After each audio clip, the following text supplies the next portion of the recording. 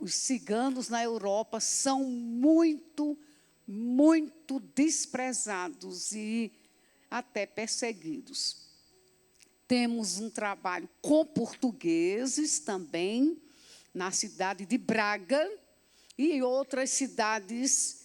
Então, nós estamos em Portugal há mais de 40 anos, estamos na Alemanha, nosso casal de missionários está ali há mais de 30 anos. Não é fácil permanecer na Alemanha, né, por tantos anos. O trabalho dele não é com imigrantes. Tem muitos missionários trabalhando com imigrantes. Ele trabalha com alemães, né, graças a Deus. Temos missionários na França, também não é fácil. O francês, o latino, mas graças a Deus, temos missionários na França. Também temos um casal na Sérvia.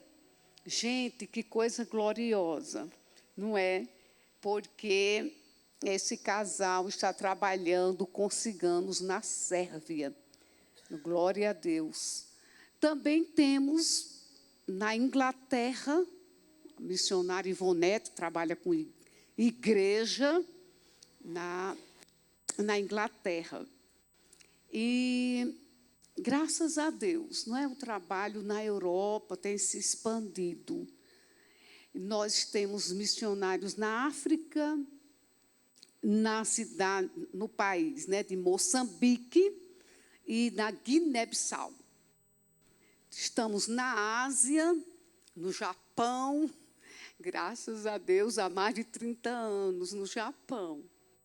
E na América Latina, nós estamos no Peru, nós estamos em Paraguai e nós estamos Paraguai, Peru e Equador. Então, o trabalho está se estendendo, né? E eu louvo a Deus que a maioria são ex-alunos do Betel.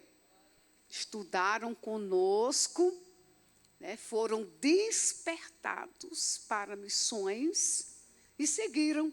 Por isso que o Betel tem uma agência missionária. Surgiu do seminário, que a primeira organização do Betel foi seminário, né? Só temos um pastor, que é o da França, que ele não estudou no Betel, mas ele procurou o Betel, porque o Betel é interdenominacional. Não tem diferenças, não é, de igrejas, de denominações. O Betel também tem uma editora, e essa editora publicou 2 livros meus, que eu trouxe aí, a Vitória do Reino, que é esse livro que vai tratar de batalha espiritual em missões, o foco é na missão. E eu tenho o livro Missão de Interceder. Esse livro já está na 2ª edição, né, porque esgotou a primeira e eu fiz uma ampliação com ele, né?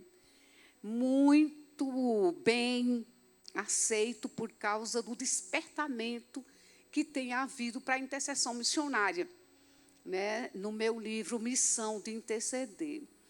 Eu lancei um livro também, mas não é pela editora do Betel, o Ministério Cristão e Espiritualidade. Esse está lançado pela Thomas Nelson, está ali também. Nós temos apenas 5 exemplares. Trabalha com a espiritualidade, né? Porque não tem como ser missionário, ser pastor, ser líder, se apresentar ao comandante, não é? Sem que tenha trabalhado o interior, Primeiro é aqui dentro. Né? Não adianta querer ir para fora, exercer dons e pregar, né? Sem primeiro ser tratado. Essa é a filosofia do Betel. Tratado por Deus. Né? É a casa do oleiro. O aluno não vai lá só para estudar teologia. Vai para ser tratado. Né? Trabalhado. Uma vida de disciplina. Então, nós temos internato lá em João Pessoa. Recebemos alunos. Olha, gente, a graça de Deus é grande. Né? Porque Deus prometeu que ia trazer do Brasil e do mundo alunos para o nosso internato. Hoje nós temos guineenses, nós temos do Paraguai, nós temos do Peru, já tivemos, parece mentira, já tivemos da Alemanha, sai da Alemanha para estudar na Paraíba. Não é milagre? Não é milagre? Né? Sai de Portugal para estudar. E tivemos do Japão. Do Japão, famílias, né, que vieram, fizeram curso lá na Paraíba. Voltaram, né, porque o compromisso é voltar. Volta para trabalhar com o teu povo. Né? Então, nós tivemos já pessoas de diversas... de diversos países, né, que vêm para receber a formação. Mas o Betel também se estendeu, porque a base ali em João Pessoa. Primeira extensão foi em São Paulo. Eu fiquei 28 anos em São Paulo, trabalhando, preparando obreiros, não é? Só que o regime não é de internato, né? É externo, mas não muda a filosofia. Não muda a filosofia. O que é isso? Tratar caráter. Tratar uma vida disciplinada, vida de oração. Então, tem uma salinha de oração. Chegou mais cedo, vai para a sala de oração. Não é? Na correria de São Paulo. Não é fácil, não. Então, nós temos 18 polos, eu sou a responsável pelos polos do Betel, e temos em EAD, né? Se a pessoa quer estudar online, à distância. Então, glória a Deus, né? A obra cresceu, porque Deus deu promessas. Deus deu promessa. E a gente segue na promessa de Deus, né? A obra foi iniciada por uma canadense há 88 anos. A canadense sai de Toronto. Gente, 40 graus abaixo de zero.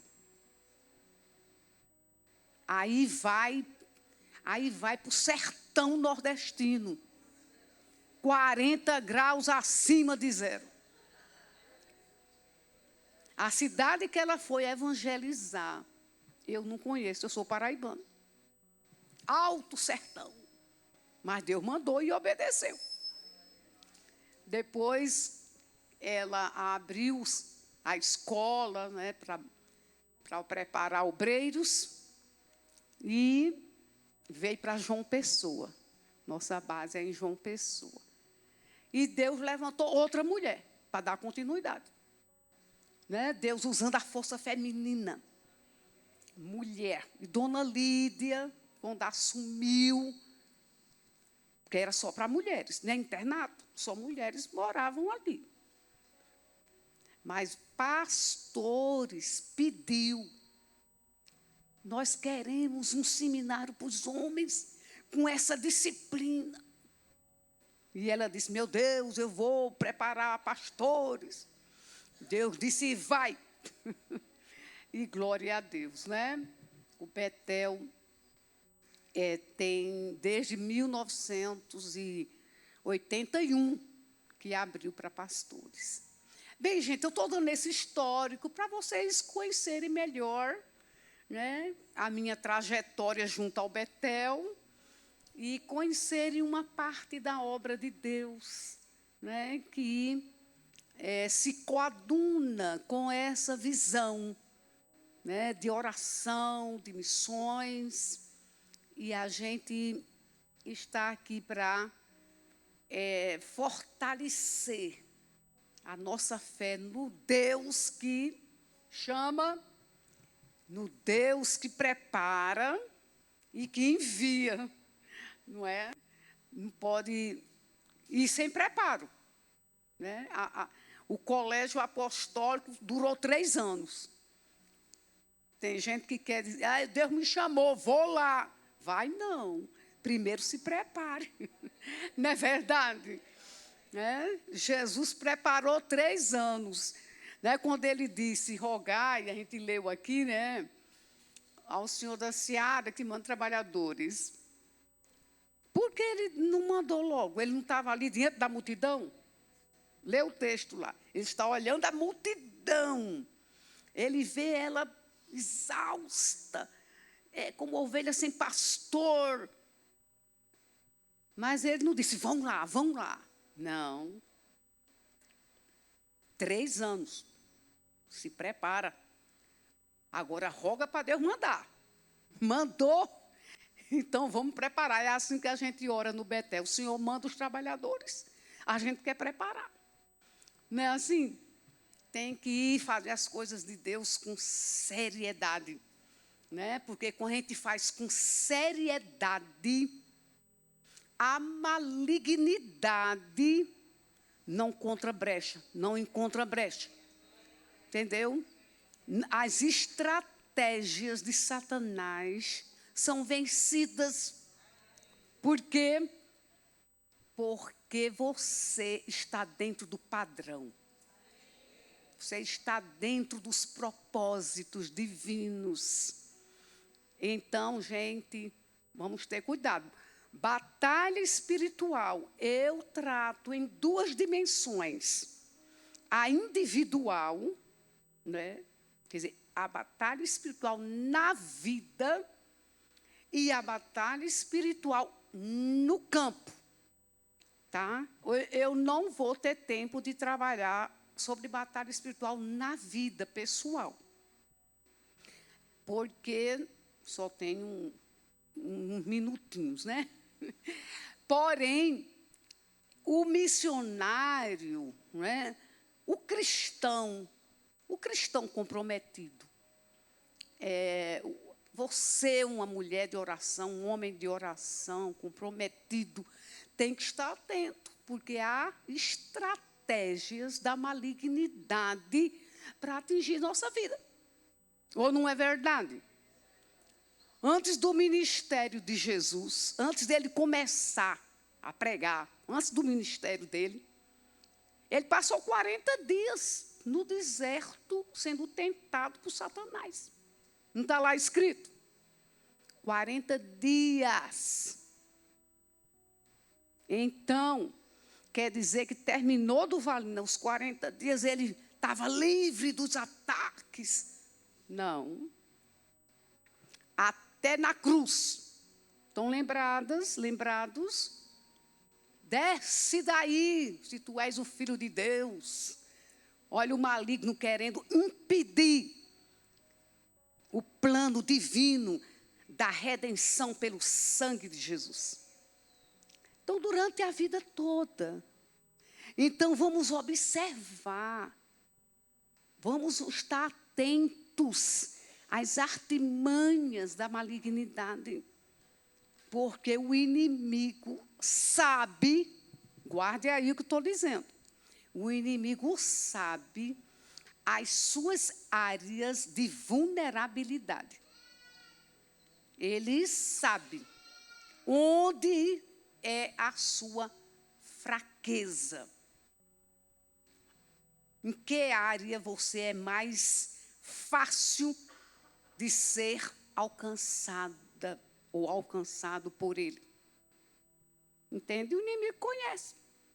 Ele conhece a nossa fraqueza, Ele conhece a nós mesmos. Às vezes eu tenho medo de dizer. Ele conhece até mais do que nós. Porque às vezes a gente não está atento. Quem somos? Quem somos de verdade? Quando eu digo de verdade, eu estou dizendo quem somos sem a imagem que a gente cria de nós mesmos. Às vezes a gente cria uma imagem que não é verdadeira. E isso é uma coisa séria. Mas eu não vou estar trabalhando nisso agora, não. Estou só lembrando que a gente precisa se conhecer de verdade. E a oração é uma forma de Deus mostrar quem somos. Eu tenho uma mensagem com esse tema. A oração do quebrantamento. Aliás, está nesse livro, Missão de Interceder. Não é porque eu não trabalho só da intercessão, eu trabalho focando mais a intercessão, mas eu trabalho com vários tipos de oração. E tem uma oração que é a oração de quebrantamento. É o que eu chamo da oração do quarto fechado. Jesus não mandou fechar o quarto? Por quê? Fica em secreto. Porque esse momentozinho aí é de escancarar a alma. E Deus revelar quem somos de verdade. E a gente se quebrantar. E chorar. As mazelas da alma. E dizer, Senhor, trata minha dificuldade de perdoar. Aí Deus vai te lembrar, olha, precisa perdoar aquela irmãzinha, hein? Ficou uma mágoa no coração. Olha o Espírito Santo tratando. Porque oração não é só pedir. Eu gosto de dizer isso, sabe? A gente aprendeu só a pedir. Pedir, resolve os problemas, abençoa a família, abençoa. Oração começa com o quarto fechado. Não é hora de pedir nada. É hora de dizer, traz a luz e foca aqui dentro. Eu quero saber o que é que o Senhor quer de mim. Eu quero saber onde eu tenho que mudar. Eu quero saber como eu posso ser uma pessoa mais quebrantada. Uma pessoa mais humilde. Que existe o orgulho espiritual também. E a Bíblia diz se tem orgulho, se tem altivez de espírito, a oração não é respondida, não. Não tem resposta, não. Deus rejeita o soberbo. Não está escrito? Estou citando o verso. Mas ao humilde ele dá graça. Graça. Então, gente, vamos pensar nisso. A intercessão para ser, olha só o que eu estou dizendo, para ser efetiva, para ser produtiva, ela começa com a oração do quebrantamento. Porque tem alguma coisa aqui dentro, contra alguém, ou às vezes a amargura contra nós mesmos. Por que é que eu sou assim? Por que acontece assim comigo? Por que é que fulano recebeu essa bênção, eu não recebo? Por que é que fulano tem aquele dom que eu queria tanto ter? Eu queria ter aquela voz. Olha, questões internas. Aí o espírito não tem liberdade. Não tem liberdade. Porque o coração está magoado, não está satisfeito. Olha que barreira, não é verdade? Então, a oração começa aonde? Quarto fechado.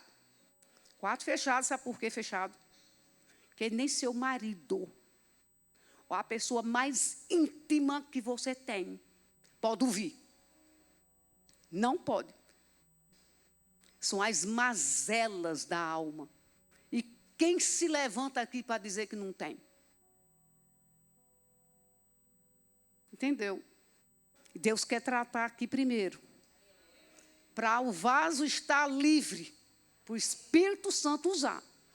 Na intercessão. E para que você esteja com o escudo contra Satanás. Então, primeiro é vida pessoal. Deus trata primeiro conosco, para depois, guarda essa frasezinha, é para depois trabalhar através de nós. Então, primeiro é em nós. Aí ele vai trabalhar através de nós. Aí você vai trabalhar sorridente, né? Porque o Espírito já mexeu aqui dentro, não é verdade? Então, queridos, primeira preocupação é: eu estou com o escudo. Não estou lembrando da armadura agora, não. O escudo, a irmãzinha até já citou. Mas não estou falando desse escudo da fé, não. Estou falando agora, você está protegida de você mesma. De você mesma. Olha só. Não estou dizendo com o escudo da fé. Protegida. Acerca de você mesmo. Da imagem correta que você deve ter de você mesmo. Aí você vai estar protegida com o escudo da fé. Você anda de cabeça erguida. Sua identidade está marcada pela cruz.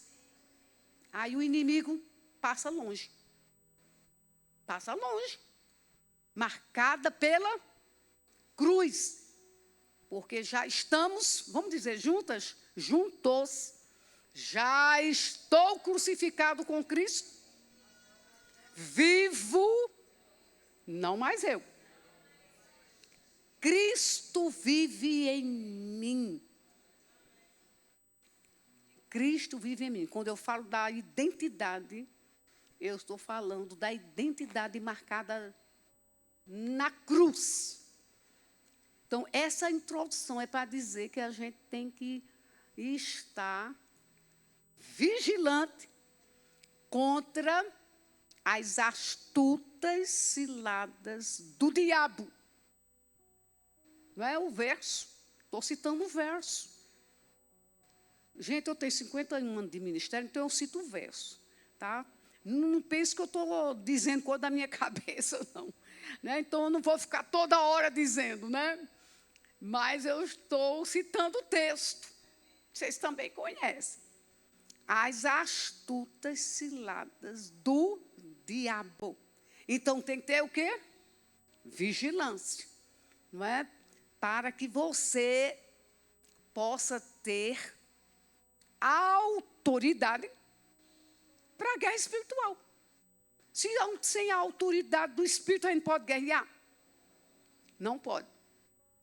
A autoridade é delegada por Jesus. Mas a autoridade, ela é delegada por Jesus. Mas ela é usada por você, se você está à sombra da cruz. Se está à sombra da cruz. Então, vamos pedir a Deus que venha nos abençoar. Pai, nós queremos olhar para nós primeiro. Nós queremos nossa identidade em Jesus. Nós queremos que Tu trates, Senhor, as nossas áreas vulneráveis. Nós queremos, Senhor, estar escudados pela Tua imagem em nós. Porque sabemos que o maligno não tem poder de nos tocar. quando estamos em Cristo. Em Cristo. Não apenas andando com Cristo, mas quando estamos em Cristo. Tua vida em nós vem nos abençoar em nome de Jesus. Amém? Então, gente, vamos aqui. O que é que nós vamos trabalhar? Nós vamos lembrar que missões, né, nós estamos numa conferência missionária. Missões significa dar às pessoas a oportunidade de receber a luz do Evangelho. É isso mesmo. O que é missões? Dar às pessoas a oportunidade de receber a luz do Evangelho. E isto implica na vitória de Cristo sobre Satanás. Claro, implica na vitória de Cristo sobre Satanás. Então, somos enviados para enfrentar o opositor e fazer confronto com o reino das trevas. Então, missões é batalha espiritual. Está claro que é. Aí eu vou citar o texto de Colossenses 1,13. Ele nos transportou das trevas para a sua maravilhosa luz, mas não é esse de Colossenses, esse Colossenses é. Ele nos tirou do império das trevas e nos transportou para o reino do Filho do seu amor. Olha aí, não é um confronto? Tirou das trevas para a luz, tirou do reino de Satanás para o reino do Filho de Deus. Isso é batalha espiritual. Então, queremos fazer missões, temos que entender isso. E eu digo para vocês, estou no movimento missionário brasileiro há muitos anos. E eu conheço missionários que não atentam para essa questão tão clara na Bíblia. Tem medo de Satanás, tem medo de falar no nome de Satanás. Entendeu? Então, o que é missões mesmo? Confronto com o maligno. Então, o texto de Mateus 10:8 está dizendo: eu envio vocês como ovelhas para o meio de lobos. Por que é que Jesus está dizendo isso? Está dizendo, olha, essa missão é uma guerra. Você pode lidar com o lobo sozinho? Não. Então tem que estar consciente que há uma força opositora. Não é, gente? Há uma força opositora. Atos 13, de 6 a 12, é aquele episódio, primeira viagem missionária de Paulo. Né? Atos 13, primeira viagem. Quando ele sai com Barnabé, né? Então ele já tem um confronto aí com Elimas, o mágico. Está escrito? O mágico. Né? Depois a gente vê quando Paulo vai a Filipos, uma mulher adivinhadora. Este homem é servo do Deus Altíssimo. Que coisa maravilhosa. Era verdade? Paulo teve discernimento. Eu não preciso ser identificado por Satanás. Então sai dela. Foi isso. E a mulher foi liberta. Em Atos 26, 18. Olha, Paulo, enquanto eu dou o preâmbulo do texto, vocês vão abrir o texto. Para marcar esse texto. Paulo está diante do rei Agripa. O rei está querendo saber por que é que Paulo está pregando o evangelho. Porque ele sai de Jerusalém, vai para Cesareia, preso. Depois ele diz, eu quero ser julgado por César. Não foi isso? Eu quero ser julgado por César, porque ele sabia que se ele ficasse lá, ele ia morrer.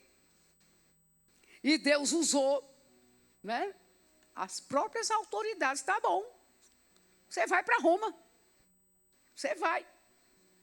E aí, o rei quer saber. Que preso é esse? O que foi que ele fez? Que crime praticou? Então, vocês estão com a Bíblia aberta. Esse texto, Paulo diz o quê? Quem vai ler?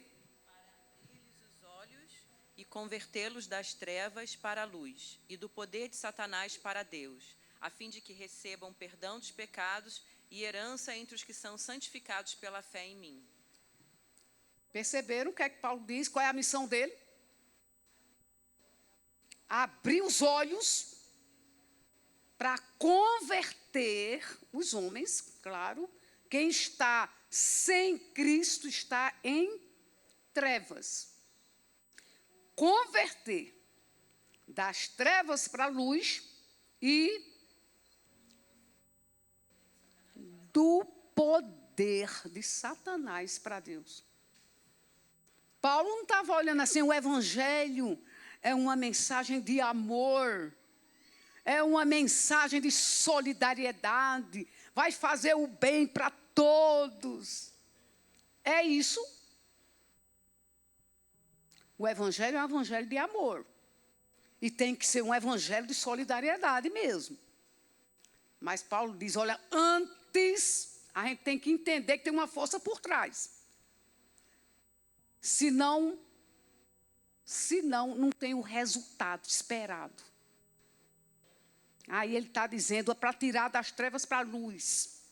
E isso vai ter confronto, porque o maligno não quer soltar a presa. Não quer soltar.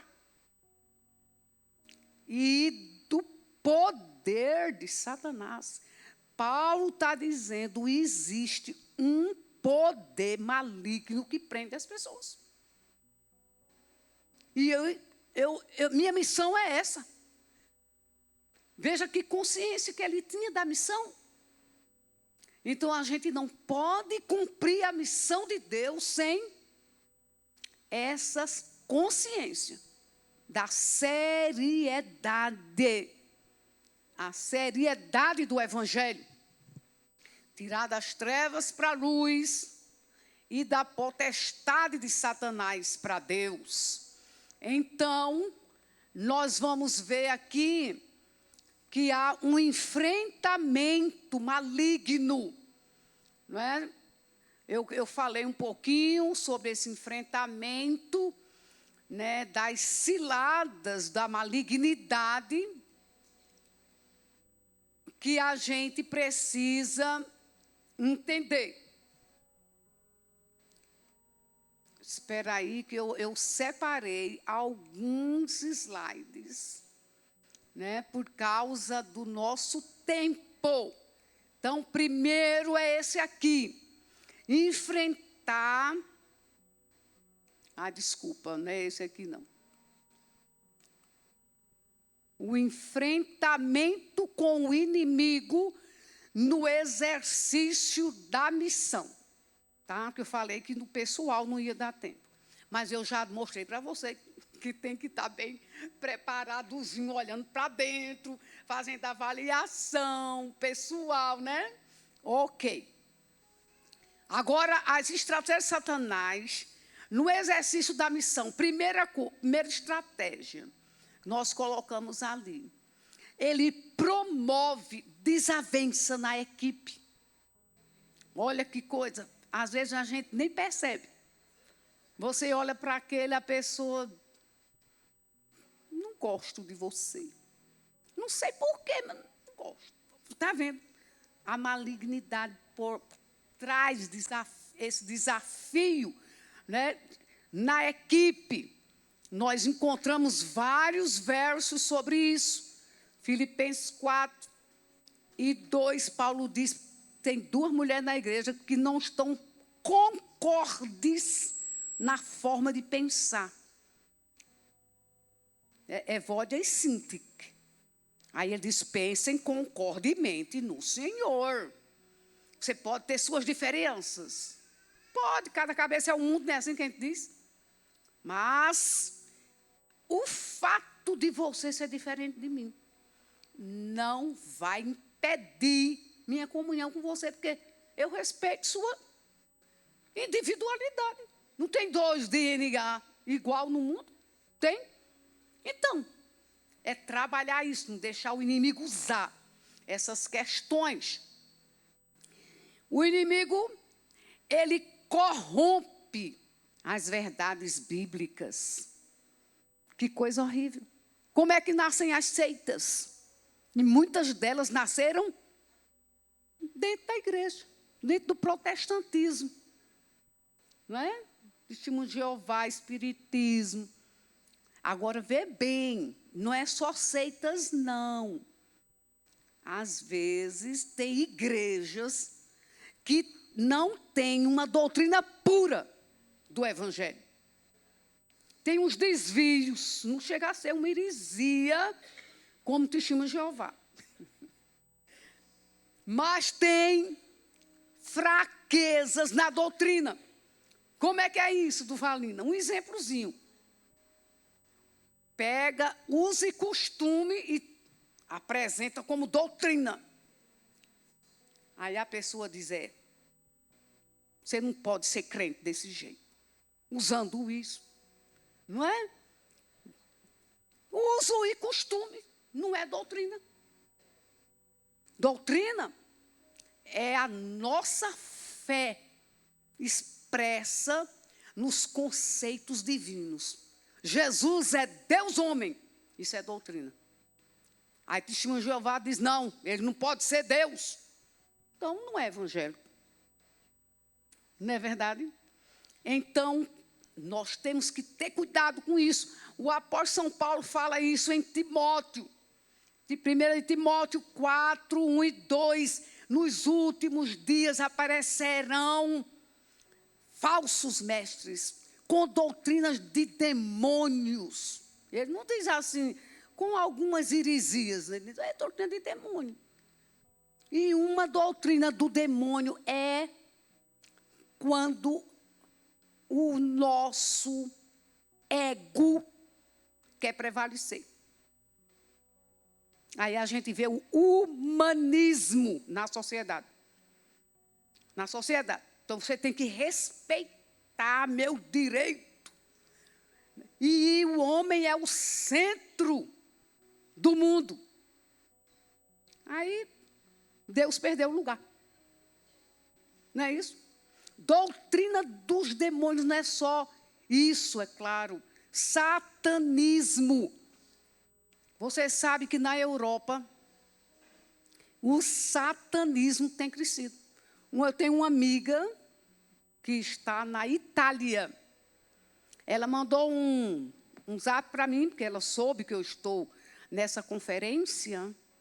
Aí ela disse, Duvalina, aqui nós temos 100.000 bruxos. E satanismo com templos. Porque o inimigo está querendo atrair a atenção para si. Ideologias humanas, onde Satanás está sorrateiramente, porque é humanas, a gente está falando de que é humanas. Entendeu? Então, gente, nós estamos vivendo tempos difíceis, porque tem falsos profetas. E tem falsos mestres. E Paulo adverte muito contra isso. Cuidado com... Eu não conheço vocês, eu estou dizendo coisas que eu creio que pode ser aplicado. Se não é aplicado na sua vida, na sua igreja, não tem problema. Mas eu quero dizer para vocês que nós temos que ter cuidado com alguns pregadores televisivos, da mídia. Porque hoje, no YouTube, Você abriu lá, tem centenas. Não é? E eu soube de um que disse assim: a mulher tem que pedir perdão, porque ela foi quem trouxe o pecado para o mundo. Ela não pode falar na igreja. Tá, acredita? E ele é muito ouvido por aí. Uma doutrina insuflando que Deus faz acepção de pessoas. Porque quando o Espírito distribuiu os dons na igreja, ele não disse assim: esses daqui é para homem, esses daqui é para mulher. Tem isso? Ele distribuiu os dons e deu a igreja. A igreja é corpo de Cristo, constituído de homens e de mulher. Então, vamos ter cuidado com muitos televisivos, sabe? Porque, às vezes, a gente escuta uma coisa, o pregador parece ser muito bom, né? Porque parece que tem conhecimento, oratória. Cuidado. Mas vamos adiante. Doutrina de demônios e... Vê só, quando a gente diz doutrina de demônios, né, parece uma coisa assim. Deixa o satanismo de lado. Não, a gente tem que estar atento. Tem que estar atento. Mas também tem que estar atento àquilo que não é satanismo, a doutrina, a igreja, os bruxos. Não é só isso. É aquilo que vem camuflado. Porque o apóstolo São Paulo diz que Satanás se transforma até em anjo de luz. Para quê? Para enganar. E enganar quem? Até os escolhidos. Não pensa que você está livre, não. Por isso que eu gosto de lembrar, né, da oração do quarto fechado. Porque quando a gente tem comunhão com Deus, comunhão, não é só falar. É comunhão, manter a relação íntima com Deus. O Espírito Santo traz luz. Olha, cuidado aí. Você está se excedendo. Se excedendo como? Você está achando que você tem que estar na igreja 24 horas por dia e está esquecendo seu marido e seus filhos. Pode acontecer isso? Aí o marido, a confusão vai vir. Não quero trabalhar isso. Estou só lembrando que tem coisas que são sorrateiras. Tem coisas que a gente precisa vigiar antes que aconteça. Antes que aconteça. Então, gente, vamos ter cuidado com as artimanhas do maligno. Ele tenta tornar inútil o labor missionário. Interessante. O apóstolo São Paulo vai para a cidade de Tessalônica. Pregou ali, foi maravilhoso. Muitos convertidos. Aí ele é expulso da cidade, ele tinha que sair mesmo. Aí ele sai. Vamos ver aí, capítulo 3, verso 5. Qual é a preocupação de Paulo? Ele mantém relação com a igreja. Sabe o que é que ele diz? Eu vou esperar que vocês abram. Como é que ele diz? 3, 5. É porque está clarinha a letra, né? Primeira de Tessalonicenses 3, 5.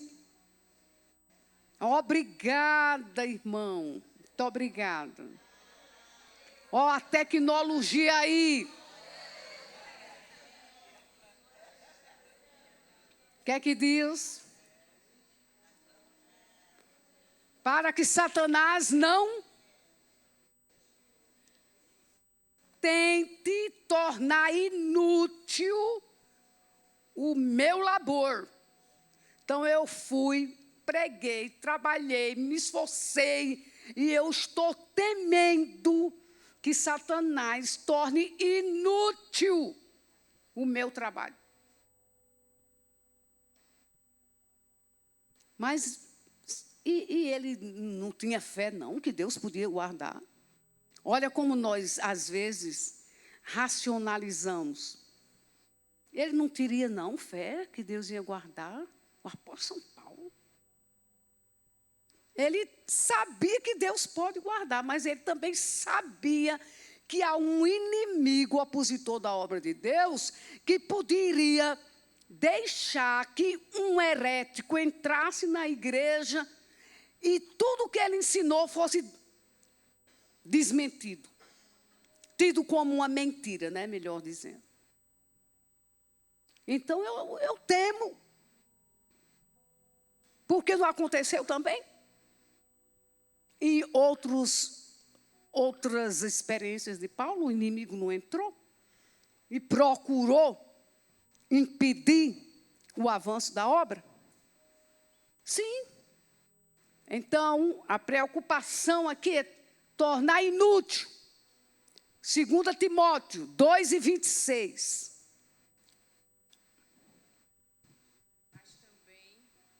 Mas também o retorno à sensatez, a fim de que se livrem dos laços do diabo, que os prendeu para fazerem o que ele quer. Olha que coisa. Paulo está dizendo, olha, nós precisamos trazer as pessoas à sensatez.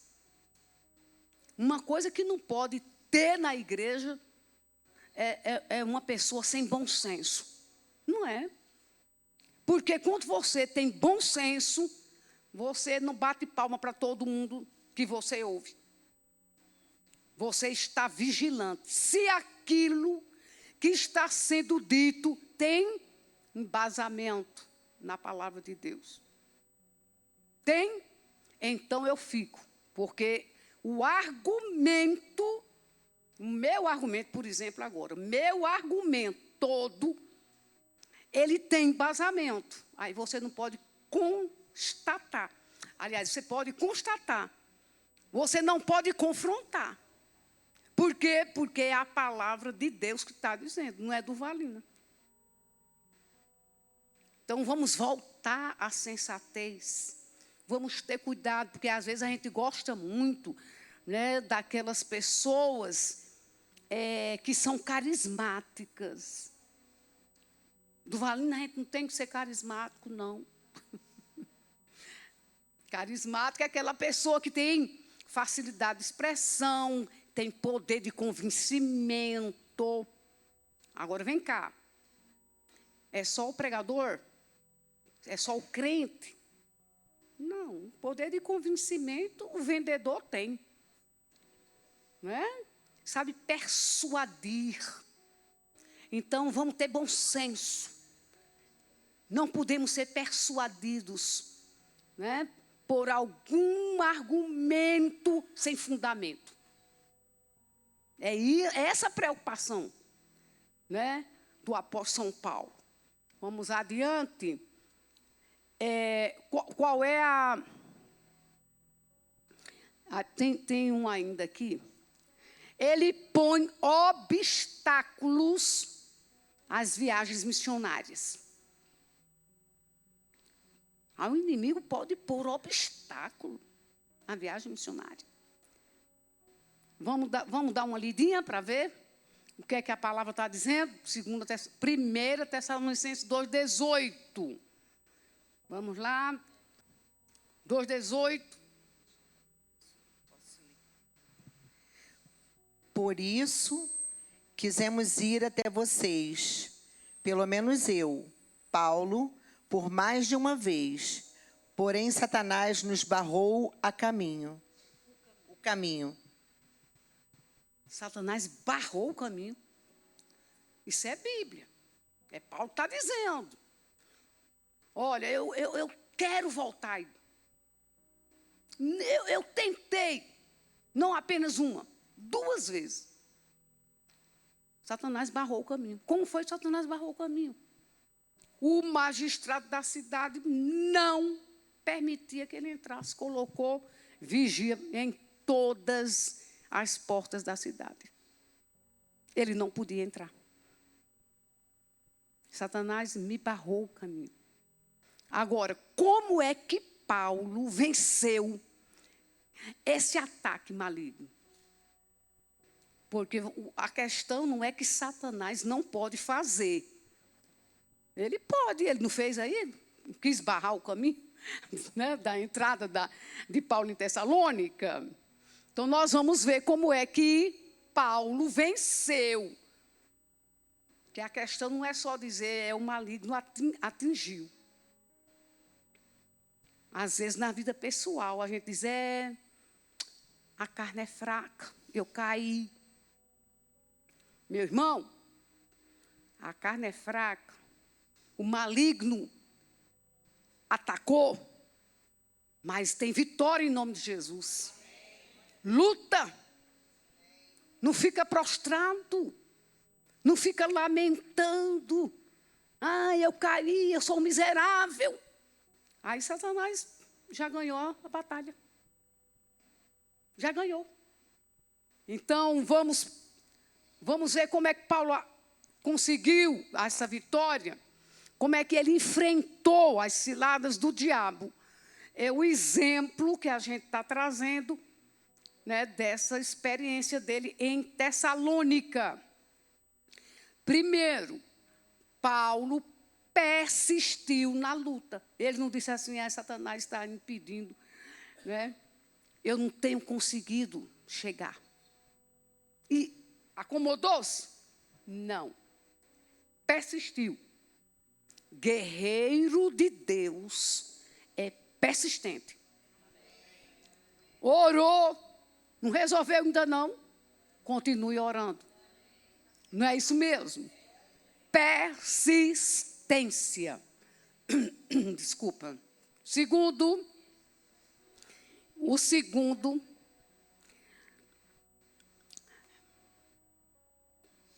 Paulo invadiu a cidade com a pregação do evangelho. Levou pessoas ao arrependimento e à libertação dos ídolos. Vê só, Paulo está querendo voltar. Mas ele disse, olha, o trabalho foi feito aí. A primeira viagem. Eu acho tremendo esse texto.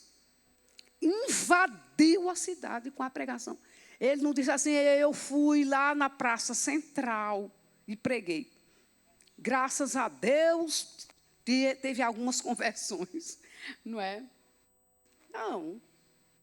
Paulo diz, olha, eu não preciso mais pregar aí. Está escrito, irmão? A minha versão é um pouquinho diferente, diz assim: porque a partir de vocês, a palavra do Senhor repercutiu, não só na Macedônia e na Acaia, mas a fé que vocês têm em Deus repercutiu em todos os lugares, a ponto de não termos necessidade de dizer mais nada a respeito disso, porque no que se refere a nós, as pessoas destes lugares falam sobre como foi a nossa chegada no meio de vocês e como, deixando os ídolos, vocês se converteram a Deus para servir o Deus vivo e verdadeiro. Obrigada. Tá claro, né? Olha, a palavra foi disseminada de uma forma tão intensa que ele disse, olha, não só dentro da Tessalônica, né? Mas em toda a Macedônia e Acaia. Olha, repercutiu. Muita gente se converteu. Estão sabendo que vocês abandonaram os ídolos. A palavra teve uma grande reprodução. O trabalho foi plantado, não é? De uma forma maravilhosa. Então, ele enfrenta, ele responsabilizou a igreja para se autorreproduzir. Está dentro do texto que foi lido. Então, olha aqui uma coisa boa. Estamos pensando em missões. Você vai para missões, não apenas prega. Faz discípulo. Para esse discípulo pregar, para o discípulo dele também pregar. Não é assim? E o convertido vai também pregar. É assim que aconteceu aí. Porque às vezes o missionário pregou, aí manda relatório. Tivemos 10 conversões. Glória a Deus. E aí? E os 10? Vão fazer o quê? O discipulado. Tem que ter discipulado. Porque é no discipulado que o outro vai também pregar. Aí eu vou trazer uma coisinha aqui que eu também acho que é cilada do inimigo. Né? É assim, quando eu pregando muitas vezes, né? Aí, mas eu não sei pregar. Eu escuto isso, né? Não sei pregar. Não, pregar é para o pastor ou para o missionário. Meu irmão, minha irmã, pregar é anunciar o que Deus fez na sua vida. Porque quando você anuncia o que Deus fez, você está dando o plano de salvação de Deus para a humanidade. Você pode não ter o conteúdo mais aprofundado para edificar a igreja como mestre. São vários dons. O mestre edifica. Mas o discipulado não precisa ser só o mestre. Fala para a pessoa que se converteu. Você não recebeu a graça? A graça, aí é que está o cerne do evangelho. A graça é graça. Então, a salvação não é favor imerecido. Se é graça que você recebeu, comunica a graça. O que é que Jesus disse? De graça recebestes, de graça dai. Fala da graça. Esse é o cerne do evangelho. Se é graça, não é por obras, não é por merecimento. Então, se é pela fé, você comunica a fé. E, às vezes, a comunicação da fé para o outro crer pode ultrapassar todo o conhecimento que outra pessoa pode ter na hora do ensino. O que eu quero dizer assim, resumindo melhor. Você não tem todas as respostas. E isso não é bom saber? Quem tem todas as respostas? Por isso que surgem tantas heresias também, né? Tantos desvios. Que a pessoa quer ter todas as respostas. Você não tem, não. Você pode ser PhD em teologia e não tem todas as respostas. Sabe por que não tem? Porque se você tivesse todas as respostas para a humanidade, você seria igual a Deus. Você é finito e Deus é infinito. Então, na hora que reconhecemos nossa finitude, a gente está dizendo, eu não sei. Mas por que aconteceu assim? Eu não sei. Agora, uma coisa eu sei. Se você crer no Evangelho, o Senhor vai mudar a sua vida. Aí você comunica fé. Comunica tomei café. Um dia eu estava viajando de Recife para João Pessoa, faz anos isso. Aí sentou junto de mim, né, um homem de um bom porte, né? E eu, naquela, né, preocupação, vou querer falar de Jesus para esse homem. Né? A gente não aproveita, né? Aí eu, como é que eu vou começar? Né, preocupação. E eu estava lendo um livro, eu era seminarista. Eu estava lendo um livro, A Localização Cósmica entre o Céu e o Inferno. Localização, olha só, do céu e do inferno. Aí eu digo, vou botar a capa para ele olhar. Botando bem assim. Aí ele perguntou, você sabe? Eu digo, olhe, a preocupação da Bíblia não é dizer onde é. A preocupação da Bíblia é dizer que existe. E aí a conversa foi. Aí eu disse, olha, aí ele era um cientista, um homem muito culto. Aí ele disse, você crê em Deus? Olha, a natureza, eu digo para você como se reproduz, e tal, e falando de Darwin, e tal. Aí eu disse, mas o senhor sabe o que é que a Bíblia diz? A Bíblia diz que o jumento conhece o possuidor. E o boi, o dono da manjedoura. E o povo criado por Deus não conhece Deus. Minhas irmãs, meus irmãos, eu não sei como eu tive coragem de dizer isso. Na hora, eu não estava entendendo, que eu estava chamando ele de... Percebe? Mas o que foi que eu fiz? Eu era seminarista, hoje eu tinha melhores argumentos. Mas eu poderia não ter a ousadia, né? Bem, quando eu terminei, ele disse, moça, continue crendo como você crê. Olha, eu comuniquei o quê? Fé. Aí, na hora de tirar a bagagem, ele olha para mim de novo. Moça, não deixe de crer como você crê. Eu disse, senhor, não se preocupe. Se o que eu falei não lhe atingiu, o que o senhor falou não tem poder de me atingir. Então, o que é que eu estou dizendo para você? Pregue. Né? Foi isso que Paulo disse aqui, dos Tessalonicenses.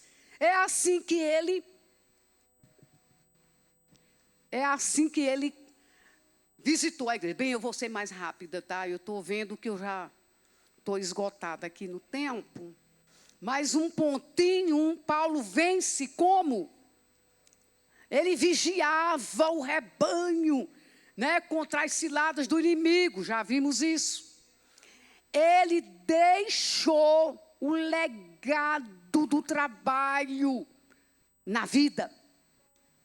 Ele deixou um legado lá, deixou vida. Né? Depois vocês podem ver melhor. E ele pode ajudar meu irmão, mais uma vez. Ele escreveu 2 cartas para pastorear a igreja. Eu não posso entrar, não. Mas vocês vão ser pastoreados pelas minhas cartas. E a gente tem as 2 cartas de Paulo Tessalonicenses. Então, o que é que estamos vendo? Como ele foi vitorioso contra o ataque do inimigo. Certo, gente?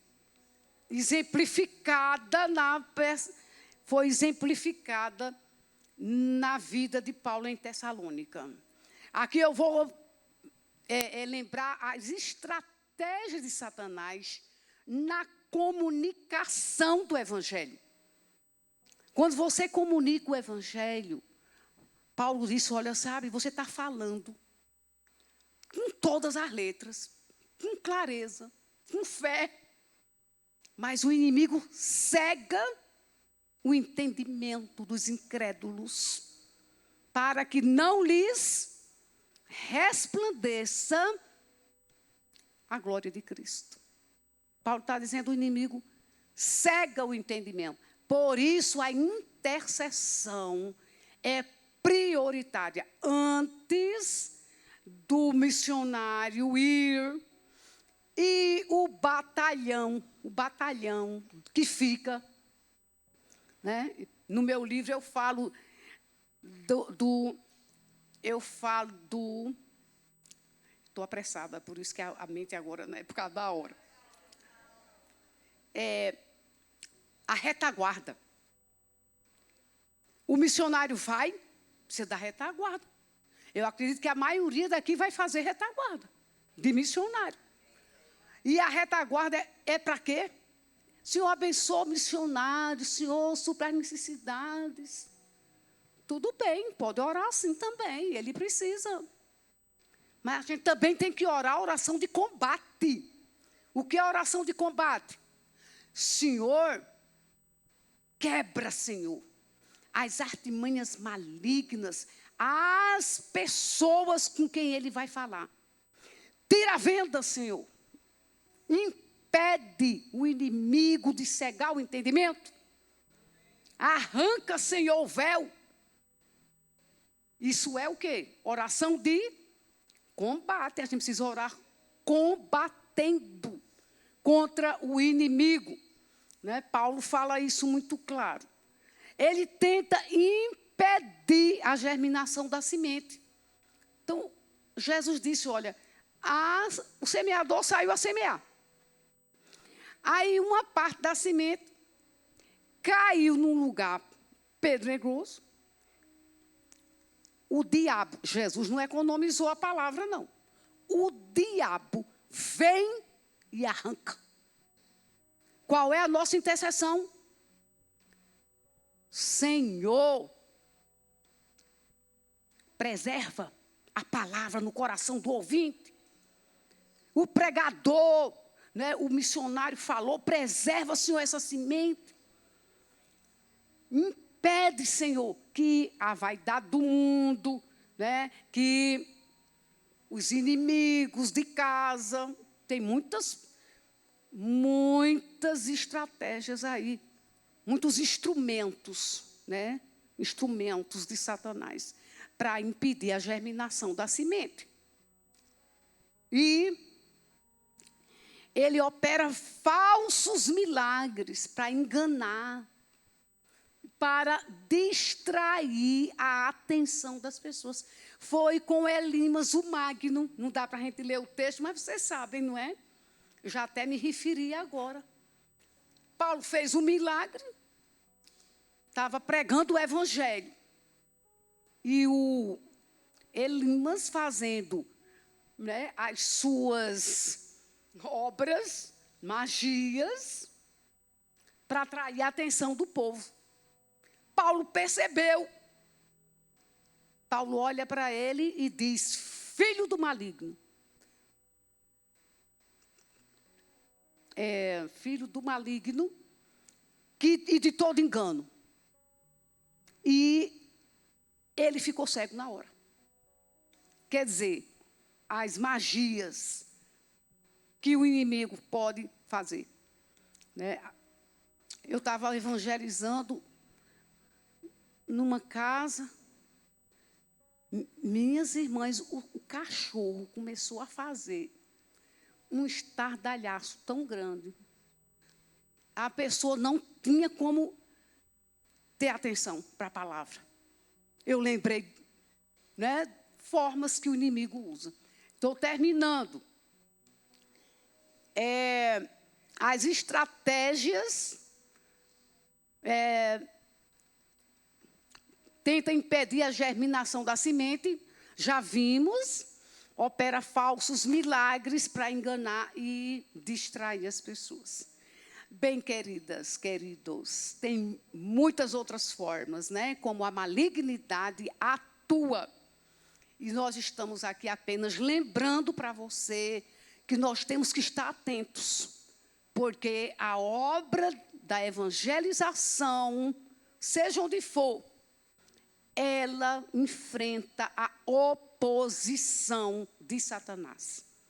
Por isso, nós precisamos nos revestir da armadura, nós precisamos de fazer a retaguarda do missionário, para que a obra do Senhor possa prosseguir vitoriosa. Amém? Tá, Deus abençoe vocês. Muito obrigada.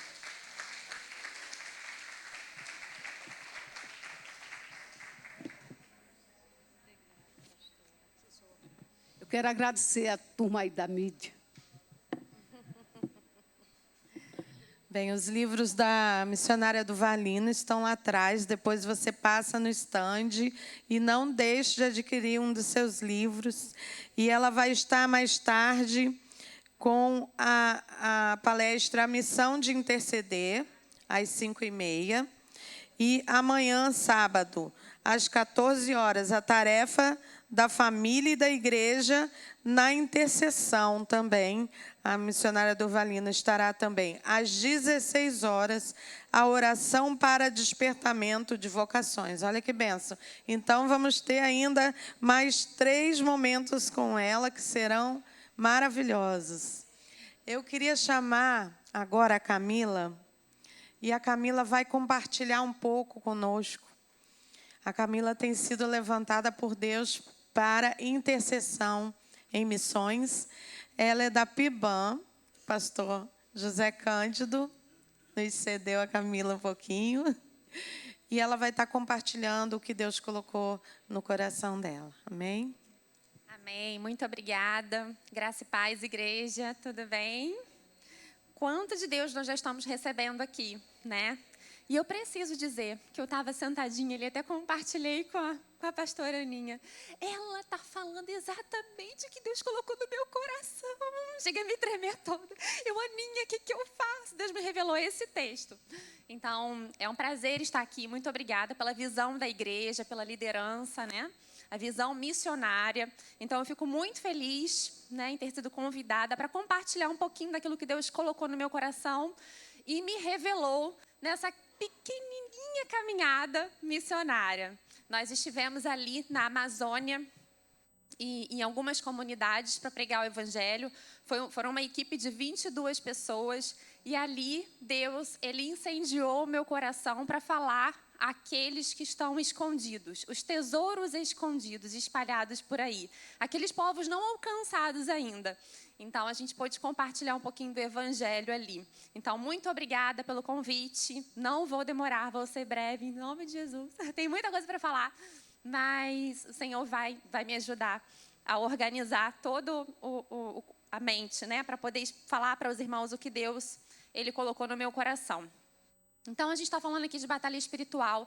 E é um tema extremamente relevante, porque embora a gente não veja, né, essa batalha acontecendo fisicamente, e o apóstolo Paulo vai dizer que a nossa luta não é contra a carne, nem sangue, mas é contra principados e potestades, né, das hostes celestiais. Então, é exatamente assim. Nós estamos numa batalha.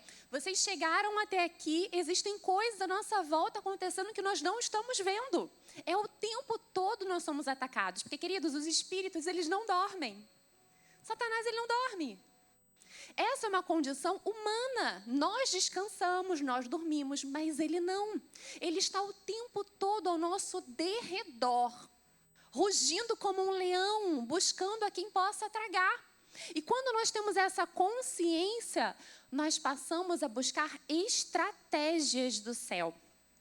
Vou contar um testemunho breve aqui. Eu tenho uma amiga que ela pediu a Deus para ver o mundo espiritual. Mas o Senhor foi tão bom, porque Ele cuida, né, dos seus. Ele não deu a visão aberta a ela sobre o mundo espiritual, mas Ele deu os ouvidos abertos. Ela passou 3 dias ouvindo tudo que acontece no mundo espiritual. E ela só chorava. Ela disse que tinha um momento em que ela deitou na cama e ficou em posição fetal, chorando, pediu a Deus porque ela não queria mais ouvir. Que era guerra, era gritaria, era choro, ranger de dentes, batida de espada. Aonde ela ia, ela ouvia todos esses barulhos. E aí eu disse, meu Deus, é exatamente assim. Nós vamos a campo pregar o evangelho. Vocês acham que Satanás está satisfeito? Não. E eu tenho certeza que se a Aninha desse o microfone aqui para vocês, todo mundo vai ter uma experiência de batalha espiritual. Porque se você teve um encontro com Jesus, você é alvo do maligno. Não é verdade? Todo mundo, alguém aqui teve dificuldade para chegar até aqui. Eu tenho certeza. Porque Deus, ele vai falar com muita gente aqui, com todo mundo, mas de forma específica. Então, ainda sobre Atos 26, 18, o apóstolo Paulo, ele está preso. E aí, então, ele vai se justificar para o rei, dizer o porquê que ele foi preso. Ele estava pregando o evangelho. E aí, nesse trecho aqui, olha o que ele vai compartilhar, o encontro dele com Jesus. Porque até então, no momento em que Jesus teve um encontro com ele, não era tão detalhado. Aqui ele vai detalhar como que foi o diálogo dele com Jesus. E diz assim, olha o que ele diz. Respondeu o Senhor, sou Jesus a quem você está perseguindo. Agora, levante-se, fique em pé. Eu apareci para constituí-lo servo e testemunha do que você viu ao meu respeito e do que lhe mostrarei. Eu o livrarei do seu próprio povo e dos gentios, aos quais eu o envio. Para o quê? Abrir-lhes os olhos e convertê-los das trevas para a luz e do poder de Satanás. E do poder de Satanás para Deus, a fim de que recebam o quê? O perdão dos pecados e a herança entre os que são santificados pela fé em mim. E é exatamente assim. Sabe, aquele momento em que Jesus ele envia o povo, a grande comissão. O que tem por detrás da grande comissão é isso. Nós não vamos só fazer discípulos e ler a palavra e batizar em nome do Pai, do Espírito, do Filho. Não! Nós vamos tirar as vendas dos olhos. Nós vamos trazer as pessoas das trevas para a maravilhosa luz de Deus. E é por isso que o nosso papel é de extrema importância. É por isso que Satanás ele vai se levantar para tentar impedir. Todo aquele que tiver uma promessa, que tiver um propósito, tiver em missão, pode se preparar. Vai para o quarto, fecha a porta, se prepara, porque ele vai vir com força. E é exatamente assim que ele vai atacar. Ele vai atacar a nossa mente, o nosso coração e muitas das vezes o nosso corpo. Nós paramos em uma comunidade lá, na Amazônia, que o nome era Palhinha, porque as casas eram feitas de palha. Mas aí, com o tempo, foi mudando. Eu acho que não deu muito certo, não. Aí, mudou o nome da comunidade para Nova Esperança. Nós passamos por muitas comunidades, mas aquela era diferente. Naquela comunidade ali, não tinha plantas, não tinha flor, não tinha cor. As casas não tinham cor, nada ali tinha vida. E a gente podia comparar, porque era tremendo, não tinha como não perceber que aquela comunidade era escura. E quando nós chegamos ali, colocamos o pé ali, descemos do barco, a gente percebeu o mundo espiritual, a guerra espiritual que estava travada ali. Um pastor nosso ficou muito doente no barco. Nós paramos ali para evangelizar e o pastor passou mal o dia inteiro. Ele não conseguiu descer do barco. Aí eu pergunto aos irmãos, o que é? É batalha espiritual. Enquanto eu ministrava para as crianças, as mulheres e os meninos, né, os homens, os esposos, ficavam rindo. Sabe aquelas risadinhas esquisitas que você... Eu falei, Senhor. Aí Deus uma hora falou assim comigo, filha, você está jogando pérola. Mas continua, vai, continua, não para. Já está aqui, vai. Mas olha só a dificuldade que a gente encontra no campo missionário. Em uma outra comunidade, só compartilhando só um pouquinho para os irmãos entenderem a realidade da batalha espiritual, que às vezes a gente não percebe, a gente fica esperando algo muito extraordinário acontecer para identificar que é uma armadilha de Satanás. Mas Ele trabalha nas pequenas coisas do cotidiano. Nas pequenas coisas, Ele está ali o tempo todo. Ele está ao nosso derredor, o tempo todo, buscando uma brechinha. E aí nós fomos para outra comunidade. E a minha missão era pregar para crianças. E eu tinha um dia para pregar e batizar essas crianças. Porque Jesus, Ele me deu a estratégia. E é mais uma coisa que